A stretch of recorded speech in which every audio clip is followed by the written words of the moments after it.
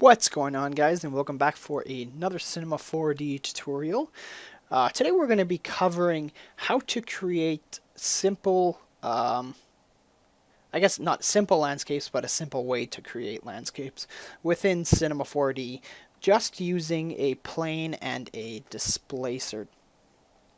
So there's nothing too complicated to this. You get your plane and your displacer, and you use gradients to create negatives and positives. So I'll show you how to do this. It's real easy. We'll hop on into a new file.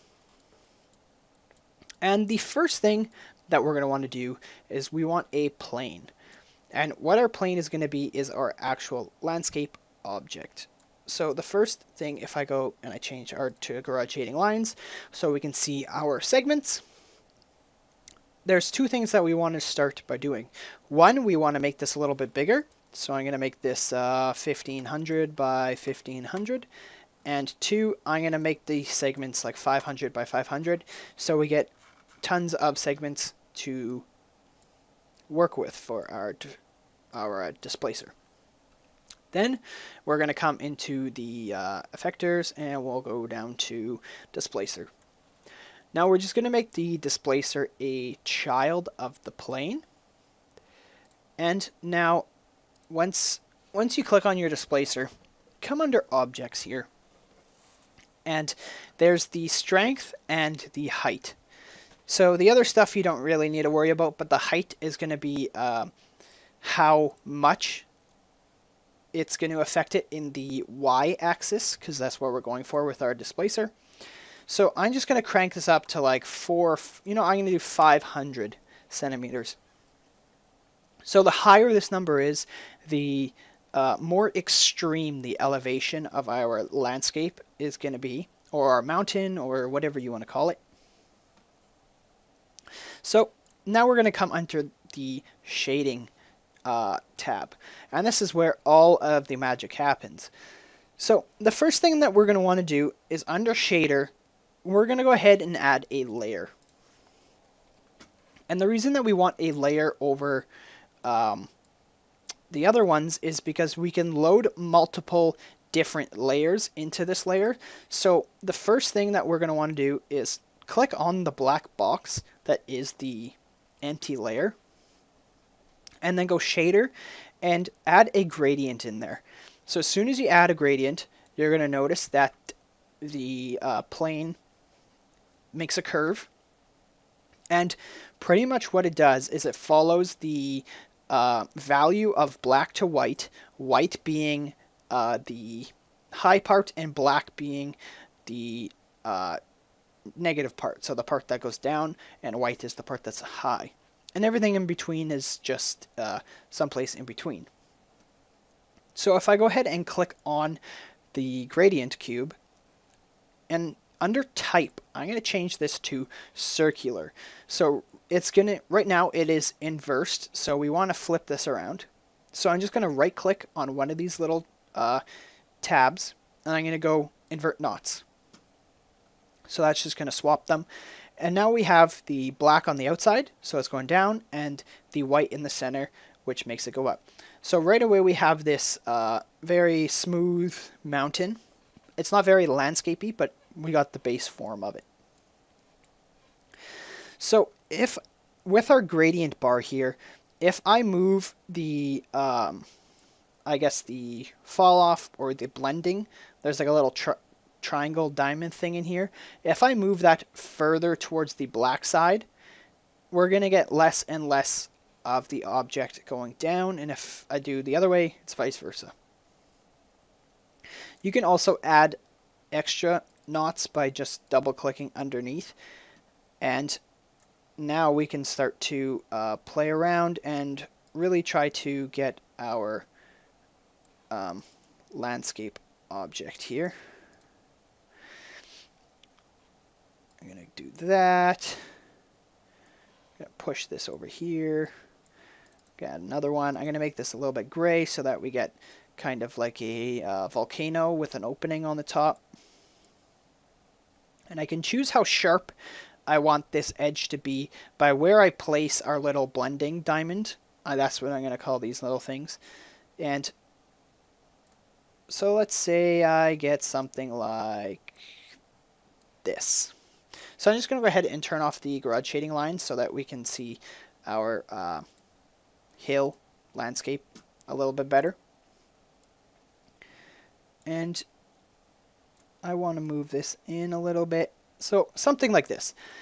Now, this doesn't look very rough or much like a landscape, but if we come into our gradient, there's this tab called turbulence. So the more I step this up, it's going to add a noise filter to our gradient.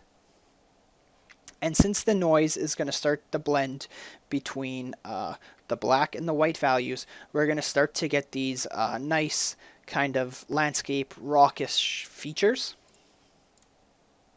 So the more you crank this up, the sharper our landscape is going to get. So now we have these really, really sharp spikes and everything, which I don't want it to be that sharp. So I'm going to drag this down till about 9%. I'm liking this right now. So we got these nice kind of jagged edges and everything. The other ones here is octaves. The lower this is, the smoother the object is going to be, and the higher it is, the more porous or rough our object is going to be. So I'm going to keep this one around 5 where it was to start. Yeah, I might even do 6. 6, not 3. I might even do 6. And then there's just a seed which generates different type of noise or different type of turbulence. So you can switch through these. They'll be somewhat close because the gradient is limited, but everyone varies a tiny bit. So let's choose this one. Now, because we added that layer at the beginning, I can come back into our shader under the shading channel, and I can go shader, and now I can add an additional noise on top of our gradient. I can also switch the hierarchy of these, but I'm just going to leave the noise on top. I'm going to come into our noise, and I'm just going to scale this way up. So I'm going to set this to like 500 so it's not so insane. I might even do 600. And you can use all these values to change how your terrain looks. So you can even change the noise to like a wavy turbulence is a little bit sharper. You can go mod noise, which is very square, so I don't know how that would look. There's gasish, there's fire, electric. I'm going to do displaced turbulence. That's the one that I'm going to choose. Let's see how this looks. So when I come back into our layers, I can bring down the strength of this second layer that we just added, and it's going to add all of this this noise, this turbulence, this bump mapping to our gradient. And I don't like it. It's a little bit too soft and smooth moving, which is probably because the global scale is so high. So I'm just going to keep dropping this. I might actually change this to wavy turbulence, and I'm going to set this to 500. Yeah, I'm liking that. So I'm going to come back into here. I can play around with the strength to see what I like best. I'm liking 4. It's adding this nice little divots, kind of like a beaten up rock. So now that we've got our layer set, you can add more if you want. You can add a bunch of stuff. I'm just going to keep the 2 for now. But this is a simple way that you can go ahead and make some nice little landscapes. And the nice thing about this is you can easily change these. So if I wanted to, I could set this one to like a darker gray. I can have the white here, and I can open up the top more so it's more like a volcano. I could drag this out further. We can widen up the mountain. And it's very easy to set what you're looking for mountains or hills. If you don't want, let's say you don't want it to have an opening, you can set it there. Or if you wanted to have a peak, you can set one slightly lower, so it's slightly darker of a gray. And the options are endless, so whatever you decide. I guess you could set these to kind of like this 2D star, kind of looks like a canyon. This box one is very square. I don't know if you're making like could probably make an easy pyramid or something out of there. Circular, diagonal. Well, anyways, you guys get the gist of it. But with these two objects, and that's all you need to go ahead and make these really interesting looking terrains. I'm just gonna put that back down. I'm gonna swap this one back to white. So we got our mountain. Go ahead and throw a physical sky in there. Slap in there some ambient occlusion and some global illumination. We'll render this out. Shouldn't take too long to render. Ambient occlusion pretty much just adds these nice shadows. I'm going to go ahead and make a flat white material. So I'm just going to uncheck the reflectance and change the color to white all the way in the corner.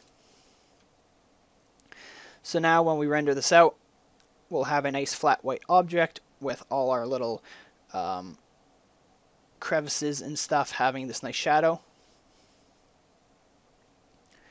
It is very bright, so I'm just going to come under the physical sky, go under sun. I'm going to change this to about 65%, lower down that intensity because it is quite bright.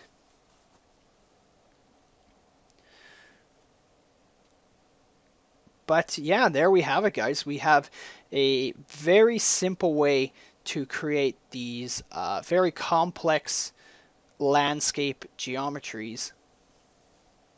And there's not much work that you have to do. You're not adjusting every point. It's just a couple settings in the displacer using some gradients and some noise, and you get these extremely complex but fairly accurate landscapes. Alright guys, hopefully you found this useful. If you have, leave a like, it'll be much appreciated. And if you guys like all the content that's been coming out lately, subscribe and there'll definitely be a lot more where that came from. Alright guys, I'll see you guys all next time.